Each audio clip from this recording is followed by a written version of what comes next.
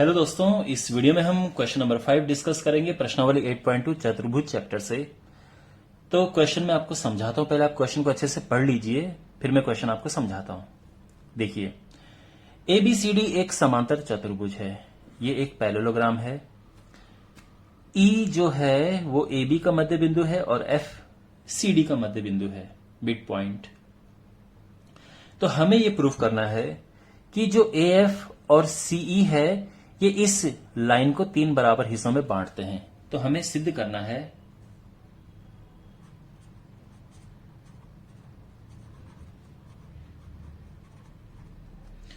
कि DP बराबर PQ बराबर QB, यानी ये जो लाइन है और ये लाइन है ये इसको 3 बराबर हिस्सों में बांटते, यानी ये टुकड़ा और ये तीनों बराबर हैं। हमें ये प्रूव करना है।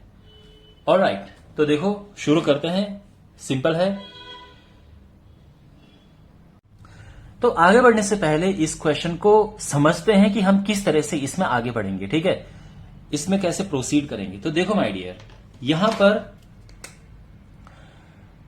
आप ये जानते हैं कि पहले हम लेंगे ये वाला, यानी DQC, हम ये त्रिभुज लेंगे। इतना हम जानते हैं कि F इसका मध्य बिंदु है और ये भी हम ये जानते हैं कि हमें ये लेके आना है कि P जो है वो इसका मध्य बिंदु है और Q इसका मध्य बिंदु है।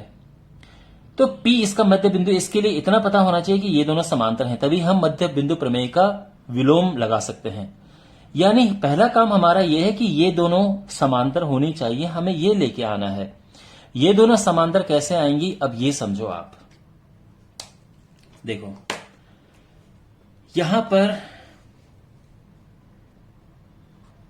AB जो है वो समांतर है।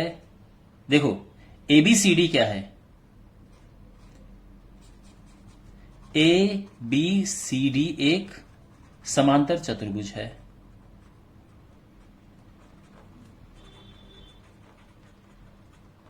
इससे क्या मिला हमें, समांतर चतुर्भुज की जो आमने सामने की भुजाएं वो बराबर होती हैं और समांतर होती हैं। तो हमें यह मिला कि AB और CD ये आपस में बराबर हैं और साथ में ये समांतर भी हैं। इतना समझ आ गया कि ये समांतर भी हैं और आपस में बराबर हैं।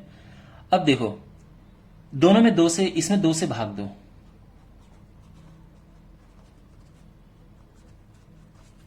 तो AB का आधा AE होता है और इसका आधा करेंगे तो FC होता है। ठीक है, और साथ ही जो AE है वो समांतर है FC के। क्यों भाई, ये और ये समांतर क्यों होंगे, क्योंकि AB और CD समांतर हैं। समझ आ रहा है ना।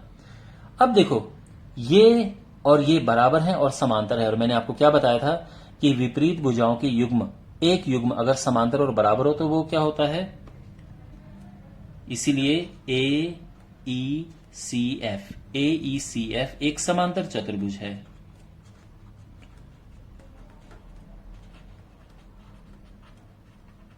इसका रीजन क्या है कि विपरीत भुजाओं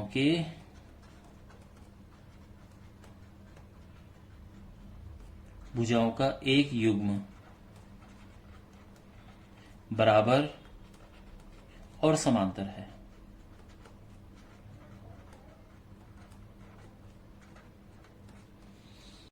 तो हमें यह पता चल चुका है कि ये एक समांतर चतुर्भुज है और समांतर चतुर्भुज में आमने सामने की भुजाएं समांतर होती हैं। तो इससे ये निष्कर्ष निकलता है, देयरफॉर जो ये है और ये आपस में, यानी AF समांतर है EC के।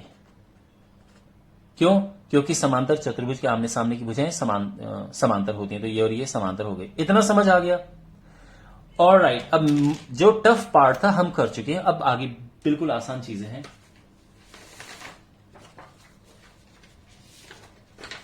तो यहां पर देखो,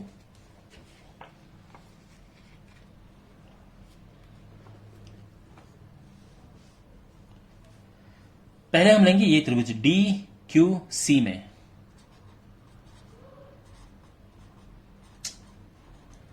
त्रिभुज DQC में देखो क्या होगा, इसमें F इसका मध्य बिंदु है, F DC का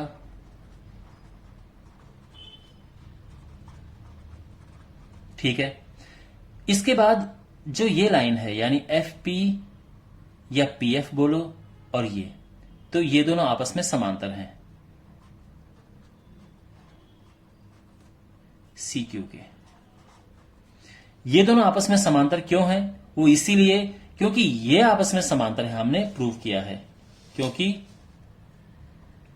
जो AF है ये समांतर है EC के। तो अब ये समांतर हैं तो ये भी यहां से यहां तक ये भी समांतर होंगी।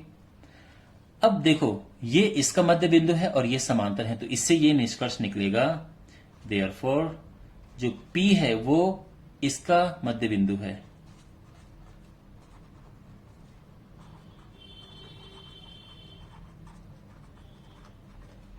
किससे पता चला ये? मध्य बिंदु प्रमेय का विलोम। ओके, तो ये है मध्य बिंदु प्रमेय का विलोम, ये जो प्रमेय है उसे। तो अगर ये इसका मध्य बिंदु है तो क्या होगा? DP बराबर PQ। इसको इक्वेशन नंबर 1 ले लेते हैं, तो ये और ये बराबर निकल गए, ठीक है ना। अब हम लेंगे त्रिभुज AP और P।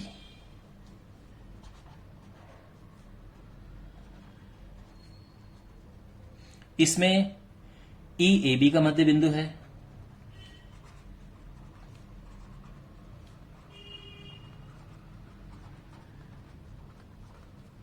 ठीक है। साथ में जो AP है और ये आपस में समांतर है, यानी EQ समांतर है AP के। अगेन क्यों समांतर है? क्योंकि AF और ये समांतर है,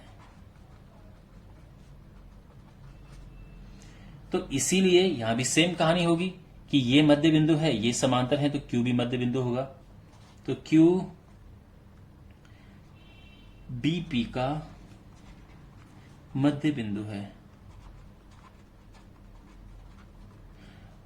किससे? सेम प्रमेय, मध्य बिंदु प्रमेय यानी मिड पॉइंट थ्योरम का कन्वर्स का विलोम, ठीक है ना। तो ये पता चल गया कि ये इसका मध्य बिंदु यानी जो PQ है ये बराबर होगा किसके? QB के। ये इक्वेशन नंबर 2 है। तो आप लिखेंगे समीकरण 1 और 2 से। तो समीकरण 1 में क्या था? DP और PQ बराबर हैं और यहां PQ बराबर QB है। तो बस, तो आप लिखोगे, इसीलिए हम कह सकते हैं कि ये और ये इसको 3 बराबर हिस्सों में बांटते हैं। तो आप यहीं पे लिख सकते हो हेंस प्रूव्ड। अंडरस्टैंड, हमें यही प्रूव करना था। वेल, आई होप आपको समझ आया होगा। Thanks for watching. मिलते हैं अगले वीडियो में। Take care.